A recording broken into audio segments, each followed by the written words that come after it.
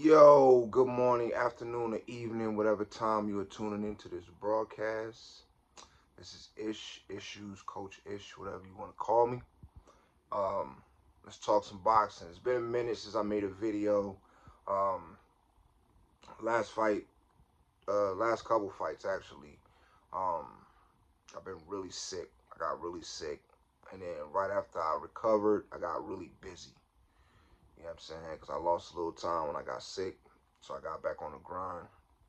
And I pretty much work for the most part around the clock. So not much free time, not much. My weekends have been full up. Today was actually I supposed to have been doing a job in Perry, Georgia. I canceled that for a more local job.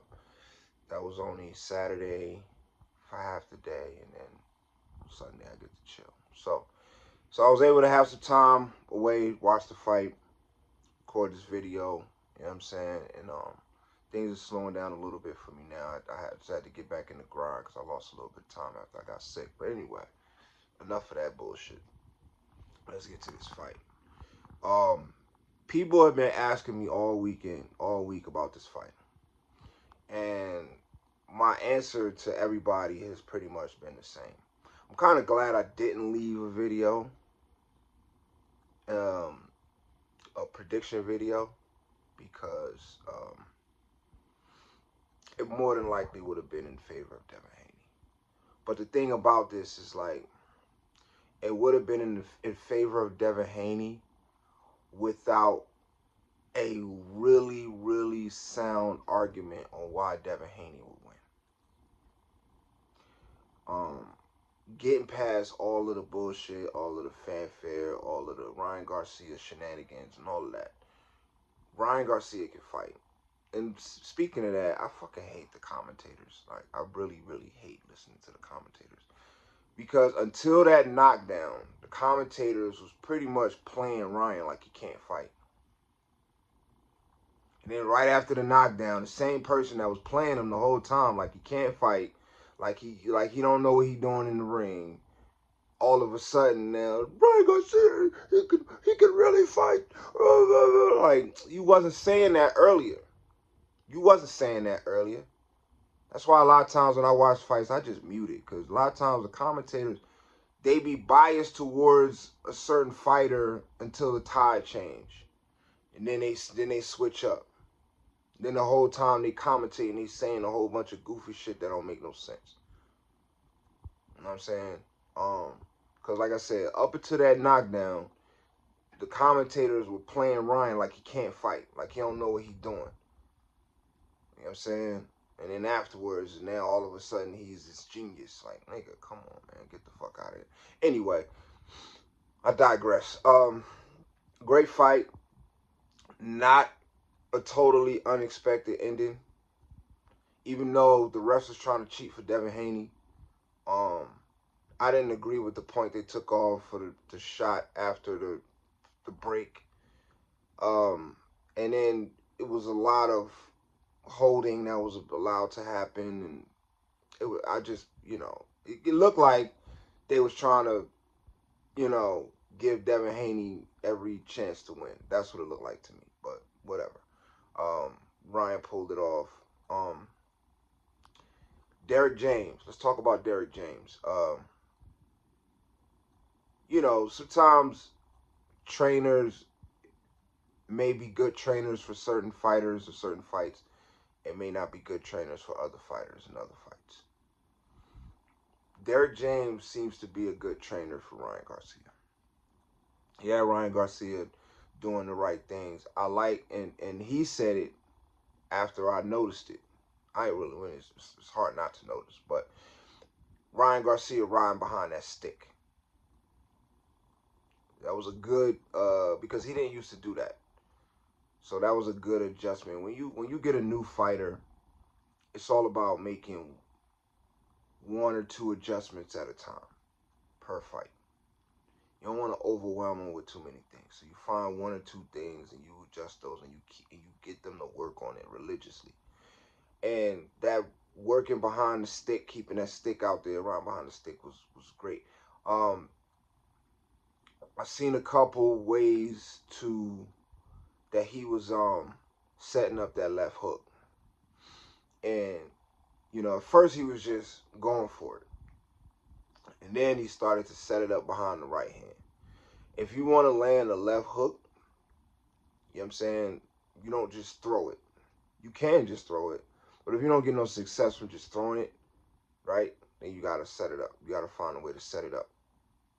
A great way to set it up is behind the jab, or behind the stick. You stick it out there, and then you land it too. And I seen Brian doing that. He was landing that right hand. He kept throwing that right hand, and the right hand is a way that you set up the left hook. You know what I'm saying? You set up the right hand behind the jab. You set up the that's why the 1-2-3 is the most traditional. I ain't traditional, just basic. The basic combination is a 1-2-3. But just throwing a 1-2-3 by itself, I mean, there's a lot of different ways to land a 1-2-3 or to set it up.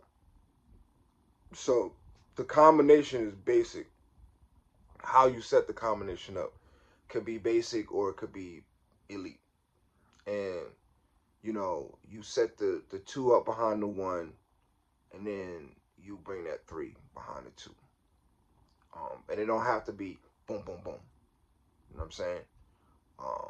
So what I saw was Ryan first was just throwing that left hook. He was leading with it, throwing it off the jab, and then he started to set it up with the 2. And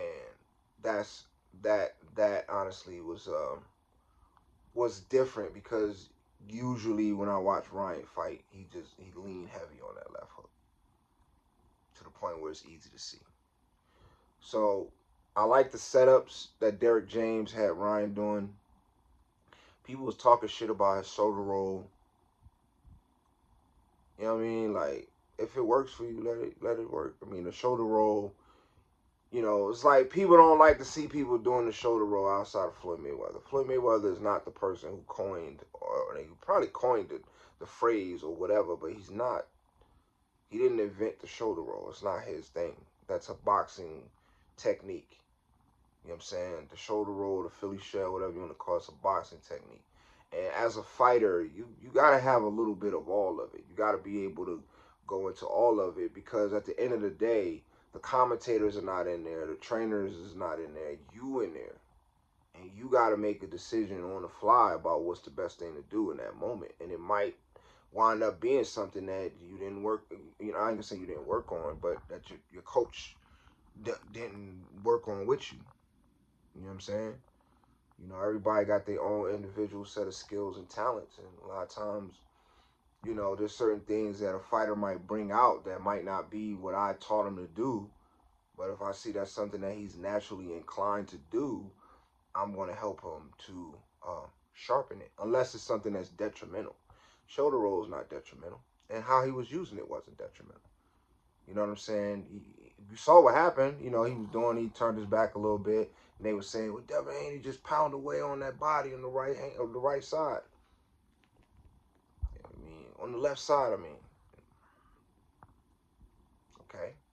What's on the left side of your body? That's what you gotta ask. You know what I'm saying? He was pounding away on the kidneys. You know what I'm saying? Kidney shots, it's an accumulation.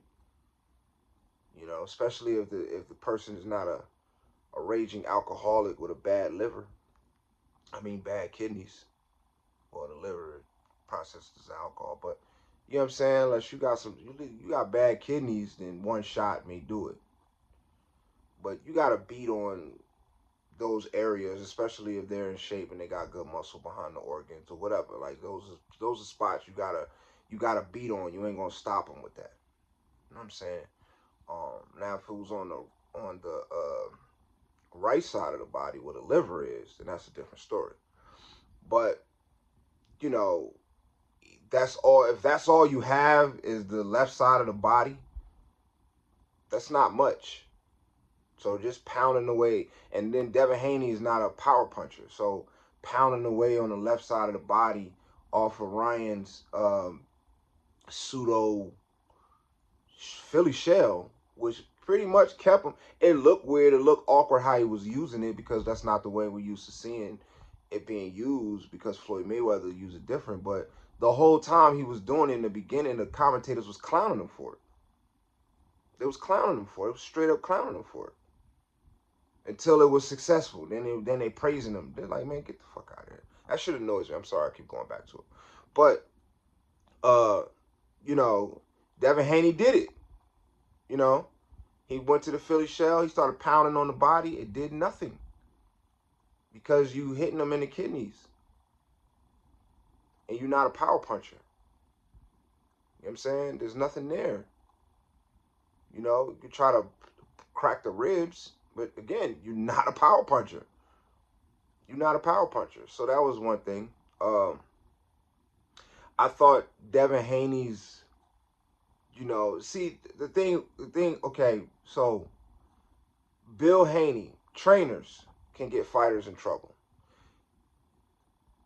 You know, this whole thing about meet us in the middle of the ring and I'm sending my son out there to do this and do that, I think got Devin Haney in trouble. Because if Devin Haney would have stuck to what Devin Haney does, this is the same. Devin Haney did similar to what Ryan Garcia did against Tank. You enacted the wrong game plan. Devin Haney, that's why Ryan said it in the press conference. When they was like, Devin Haney's going to meet him in the middle of the ring and this and that. Ryan was like, I don't think you're going to do it, but okay. That's what you want to do? Go ahead. I don't think it's going to be smart. And when he said it, I was thinking the same thing. I was like, nah, that wouldn't be smart. That's the same thing as Ryan trying to meet Tank in the middle of the ring. Tank is a bigger puncher than Ryan. Ryan is a bigger puncher than Devin. So you going in there trying to slug it out with somebody who hits harder than you, it's not a good idea. You know what I'm saying? Ryan's definitive attributes is his power and his speed. The combination of power and speed, you know, with one shot knockout punch is difficult to deal with if you're standing in front of them. You got to move. You got to outbox them. You got to out-jab them. You got to, you know what I mean, keep them off balance. And it seemed like Ryan was doing that to Devin because Devin was coming for him. You know what I'm saying? So all those times where Devin was winning the rounds and he had more activity, again, the commentators was talking shit. And I'm watching them and I'm seeing what Ryan's doing. It's like, no, he's moving around to catch him off balance. You know what I'm saying? Because that's a strategy as well. You keep a fighter coming, especially when they feel like they're having a little bit of success. As they start having a little bit of success, they start to ease up a little bit on certain things. Hand drop a little bit. Openings start to open up because now they feel like they in control. You know what I'm saying? And if you standing there, then of course. But if you keep moving and keep giving them different looks while they feel like they're having success, then eventually holes are going to open up. And that's what I saw Ryan doing while the commentators was talking shit. And then it worked out for him. Boom, boom, boom. We caught him with that left hook, caught him with the right hand. He went down. That was pretty much the beginning of the end of the fight. So, great fight. I enjoyed it. Definitely entertaining. It's not an unexpected outcome. You know, if I would have made a prediction, I would have picked Devin Haney, though. But, again, back to what I originally said, I would have picked Devin Haney without a super definitive argument on why he would win, outside of the fact that, you know, if I got to pick one of them, I'm picking Devin Haney. You know what I'm saying? But I've been telling people all week, Ryan can win this fight, man. Y'all keep trying to play Ryan like he a sucker or he's this and that or he's whatever. Like, he's not the real deal. They say it every time they talk about the boy. He's been fighting since he was 8. You know how long that is? He's been fighting since he was 8. You know what I'm saying? Y'all trying to play him like he's some sort of internet star or like he's Jake Paul or somebody. He's not Jake Paul. He's legit. And he showed it. So congratulations to King Rod. Devin Haney, back to the drawing board. Shit. Let's see the rematch. I mean, this was game 7. You know what I'm saying? They had a 3-on-3 stalemate. So this was game 7. But I think, honestly, if they rematch, I think Ryan will beat him again. I think Ryan will beat him again. He's, you know, he beat him. He should come away from this with confidence. If he stick to the same trainer, they rematch. He stays with Derrick James. Uh, yeah, I mean, is Derrick James a better trainer than Bill Haney? Yes. So, you know, after Derrick James seeing what happened or whatever, and seeing what Devin Haney brought to the table, it should be easier to beat him the second time. So, we'll see. But it could be another. This could go on for a while. Devin Haney could win the next one, which will set up a trilogy. You know what I'm saying? But I honestly think, looking at the fight and seeing how Ryan won, I think if they rematch, Ryan could beat him again. Probably easier. Devin Haney just didn't have the. He's not Tank, so he didn't have the power to keep Ryan honest. Out of the two of them, Ryan is the power puncher. You know what I'm saying? Ryan is just as dangerous as Tank. Devin Haney is not as dangerous as Tank or Ryan. And that's the bottom line. But good fight, great fight. Still rooting for Devin Haney to come back. I like both of these fighters, so I'm not necessarily rooting for one over the other. Well, you could say that because, you know what I'm saying, Devin Haney is Muslim, and, you know, I'm Muslim, so you identify with who you identify with.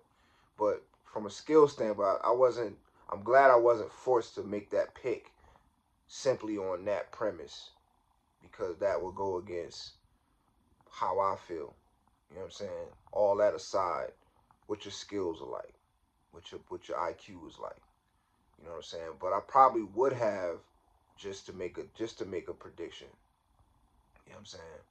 So great fight. See y'all on the next one. Like, comment, subscribe, share. Let's talk about it. Peace.